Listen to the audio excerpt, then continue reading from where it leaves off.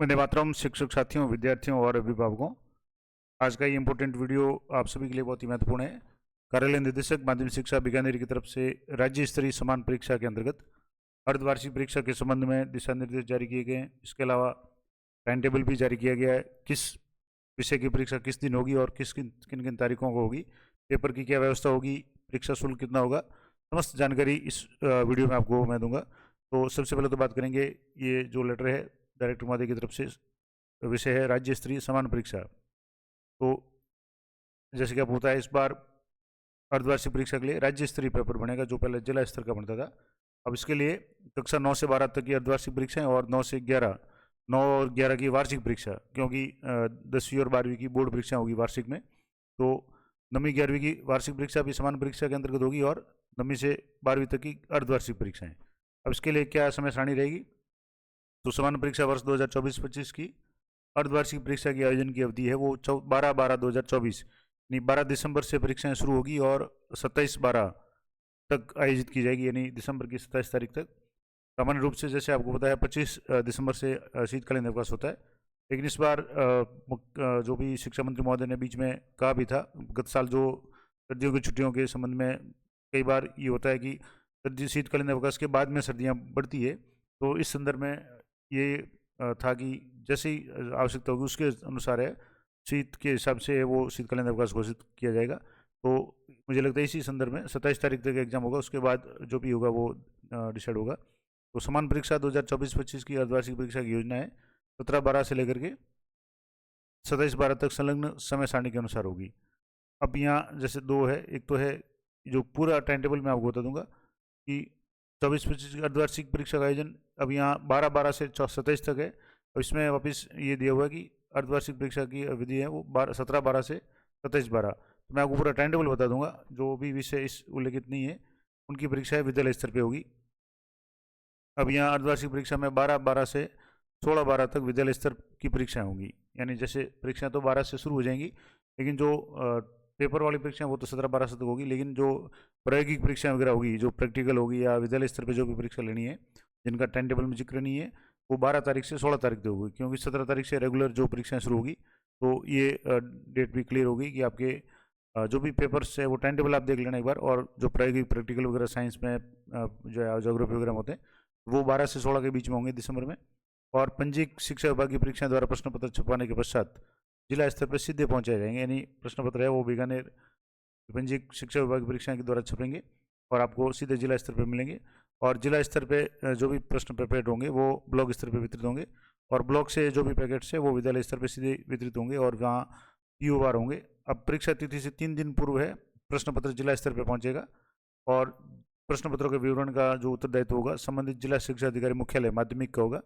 और इसके बाद में समुचित कार्रवाई है वो जो भी संबंधित संयुक्त निदेशक उनके द्वारा की जाएगी। और 3 दिन पहले परीक्षा जिला स्तर पर आएंगे पेपर, और परीक्षा से 2 दिन पूर्व है पेपर ब्लॉक स्तर पर पहुंचेंगे, यानी जिस दिन आएंगे जिला स्तर पर उसके अगले दिन है ब्लॉक स्तर पर पहुंच जाएंगे।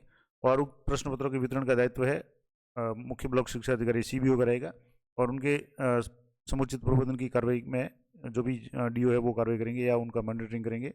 उसके बाद में परीक्षा से 1 दिन पूर्व है प्रश्न पत्र है वो PO स्तर पर पहुंचेंगे, यानी 3 दिन पहले DO, उसके बाद 1-2 दिन पहले CBO, और CBO से अगले दिन है वो PO को पहुंचाए जाएंगे, और PO का दायित्व रहेगा और जो भी कार्रवाई होगी उनके मॉनिटरिंग है वो CBO द्वारा होगी। इसके अलावा इसमें निजी प्रश्न पत्रों निजी विद्यालयों से संबंधित जो भी पेपर है उसका भी उल्लेख दिया हुआ है। तो अब जैसे इसमें प्रश्न पत्र के निर्माण संबंधी कोई भी समस्या वगैरह होगी तो वो या गोपनीयता की दृष्टि से ये रखा जाएगा कि प्रश्न पत्रों की सुरक्षा की दृष्टि से किसी भी परिस्थिति में निजी विद्यालय में प्रश्न पत्र नहीं रखे जाएंगे, और निजी विद्यालयों के प्रश्न पत्र है संबंधित UCO या PO के पास रखे जाएगा। तो जो भी 9वीं से 11वीं 12वीं तक के जो भी पेपर होंगे निजी विद्यालय के पेपर है वो PO विद्यालय में रखे जाएंगे, और सुरक्षा व्यवस्था के मद्देनजर प्रश्न पत्र यथासंभव पुलिस थाने में रखे जाने की व्यवस्था की जाएगी। और अपरिहार्य स्थिति में यदि प्रश्न पत्र PO या UCO विद्यालय में रखे जाते हैं तो राउंड द क्लॉक कार्मिकों की ड्यूटी लगाई जाएगी और रात्रिकालीन ड्यूटी भी लगाई जाएगी। तो ये भी एक इम्पोर्टेंट बात है कि पुलिस थाने में जो बोर्ड के पेपर होते हैं इस तरीके से अर्धवार्षिक परीक्षा के पेपर भी रखे जाएंगे, और संबंधित जिले के जिला शिक्षा अधिकारी माध्यमिक मुख्यालय जो होंगे वो निर्णय लेंगे कि प्रश्न पत्र है वो पुलिस थाने में रखना है या UCO PO के विद्यालय वगैरह में। और इस संबंध में और भी जो भी दिशा निर्देश है वो जैसे उड़न दस्ते जो भी गठित किए जाएंगे वो सब होगा। और इसके अलावा अब प्रश्न पत्र मुद्रण की बात है तो जो मुद्रण शुल्क है उसके लिए 2024-25 की समान परीक्षा है तो प्रति विद्यार्थी 20 रुपये का परीक्षा शुल्क निर्धारित है। यानी जब आप पेपर लेने जाएंगे या उससे पहले आपको 20 रुपये प्रति विद्यार्थी आपको शुल्क है वो पेपर का जमा कराना पड़ेगा। और उपयुक्त निर्धारित राशि शुल्क के अतिरिक्त आवश्यकता अनुसार अगर वार्षिक परीक्षा के लिए है वो परीक्षा शुल्क है वो अलग से एकत्रित किया जा सकता है। ये जो है वो अर्धवार्षिक के लिए होगा, प्रति स्टूडेंट 20 रुपये होगा। और समस्त संयुक्त निदेशक अपने क्षेत्राधिकार में पूर्व संचालित समान जिला परीक्षा समितियों के माध्यम से जो भी है वो शुल्क संग्रहण करके पंजीयक शिक्षा विभाग की परीक्षा बीकानेर के खाते में जमा करेंगे। और तो ये तो हो गया कि प्रति स्टूडेंट है 20 रुपये का पेपर होगा। और बाकी सारी जो भी है यहाँ आपके जो भी मॉनिटरिंग वगैरह की जो भी है वो जिला कलेक्टर महोदय के मार्गदर्शन में जो भी जिला स्तरीय कमेटी होगी वो गठित करेगी। अब बात करेंगे कि परीक्षा अर्धवार्षिक परीक्षा का समय सारणी क्या रहेगी, टाइम टेबल क्या रहेगा। तो जैसे कि यहाँ परीक्षा जो थी वो वैसे आप लोग को टाइम बताया था 12 तारीख, लेकिन 12 से 16 के बीच में प्रैक्टिकल वगैरह होगी। और 17 तारीख से नियमित रूप से परीक्षा शुरू होगी, जैसे 17-12 मंगलवार को प्रथम पारी का जो भी समय रहेगा वो 9:30 सुबह से लेकर के 12:45 तक रहेगा। और सेकंड पारी का समय रहेगा 1:15 दोपहर बाद में से 4:30 तक। तो ये दोनों पारी रहेगी। कुछ पेपर फर्स्ट पारी में होंगे, कुछ सेकंड पारी में होंगे। जैसे 17 तारीख की है तो 9वीं क्लास का इंग्लिश का पेपर है वो फर्स्ट पारी में होगा और 10वीं का पेपर है वो यहाँ सेकंड पारी में होगा। उसी तरीके से 11वीं का पेपर है वो अनिवार्य अंग्रेजी का फर्स्ट पारी में होगा और अंग्रेजी साहित्य का सेकंड पारी में। इसी तरीके से 12वीं का भी जो 17-12 को मंगलवार को ही फर्स्ट पारी में होगा इंग्लिश साहित्य का और सेकंड पारी में होगा अंग्रेजी अनिवार्य का। उसके बाद में 18-12 को जैसे 9वीं और 10वीं में विज्ञान होगी, एक पहली पारी में होगा, दूसरा दूसरी पारी में। इस तरीके से 11वीं का अनिवार्य हिंदी का होगा और अर्थशास्त्र सेकंड पारी में होगा।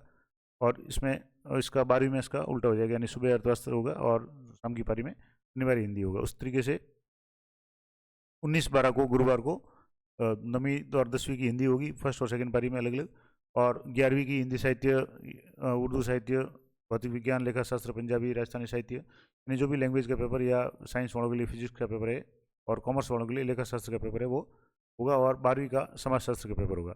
उस तरह से 11वीं का समाजशास्त्र पेपर सेकंड पारी में होगा और बाकी जो विषय साहित्य वाले हैं उनका पेपर यहाँ सेकंड में होगा 12वीं के लिए। इस तरीके से अगला है 20-12 को शुक्रवार को और ये 9:30 से पहली पारी होगी। इसमें सामाजिक का पेपर होगा 9वीं 10वीं का, सेकंड में 10वीं का, फर्स्ट में 9वीं का।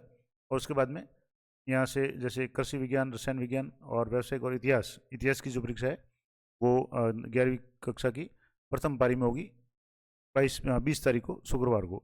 और लोक प्रशासन की सेकंड पारी में होगी। इस तरीके से 12वीं के लिए लोक प्रशासन फर्स्ट पारी में होगी और इतिहास का है पेपर या केमिस्ट्री का पेपर है वो सेकंड पारी में होगा।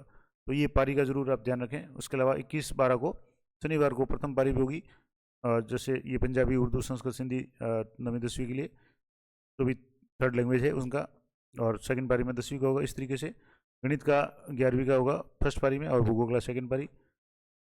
12वीं के लिए भूगोल का फर्स्ट पारी में होगा और गणित ऐच्छिक गणित है उसका सेकंड पारी में। इस तरीके से 22-12 को रविवार होगा, 23 को सोमवार को राजस्थान की सांस्कृतिक परंपरा 9वीं 10वीं की होगी और कृषि विज्ञान, राजनीति विज्ञान जो पॉलिटिकल साइंस की परीक्षा है 11वीं की वो 23-12 को होगी और 12वीं की पॉलिटिकल साइंस की परीक्षा है वही 23-12 को, यानी लगभग वही विषय होंगे लेकिन 9वीं के लिए फर्स्ट पारी होगी और 10वीं के लिए सेकंड पारी। इस तरीके से 11वीं के लिए फर्स्ट पारी होगी और 12वीं के लिए सेकंड पारी होगी, ये जरूर ध्यान रखें। इसके अलावा मंगलवार 24 तारीख को 9वीं 10वीं की गणित होगी और संस्कृत साहित्य होगी 11वीं के लिए और चित्रकला टंकन होगी सेकंड पारी में। इस तरीके से 12वीं के लिए भी ये पेपर है ऊपर नीचे होंगे, यानी एक सुबह एक शाम में।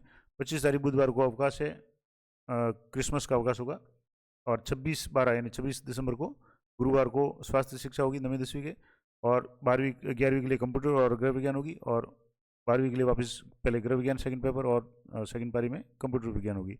इसी तरीके से लास्ट पेपर जो होगा 27-12 को शुक्रवार को सूचना प्रौद्योगिकी की अवधारणा ये 9वीं 10वीं के लिए होगा और दोनों फर्स्ट पारी में ही होंगे।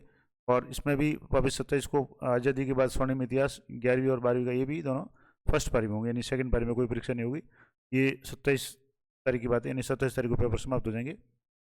इसके अलावा जैसे 11वीं में जीवन कौशल विषय के 30 अंक होंगे, सतत मूल्यांकन के 30 अंक प्रोजेक्ट के होंगे और 40 अंकों की वार्षिक परीक्षा होगी और इनकी अर्धवार्षिक परीक्षा नहीं होगी, यानी जीवन कौशल की सीधी वार्षिक परीक्षा होगी, इसलिए अर्धवार्षिक में इसका मेंशन नहीं है।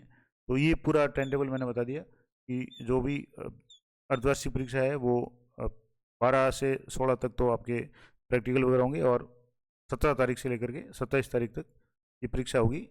तो ये थी महत्वपूर्ण जानकारी। आशा करता हूँ आपके लिए उपयोगी रहेगी। इसी तरह की लेटेस्ट अपडेट के लिए चैनल को सब्सक्राइब कर लें। तो मिलते हैं नेक्स्ट वीडियो में, तब तक जय हिंद, जय भारत।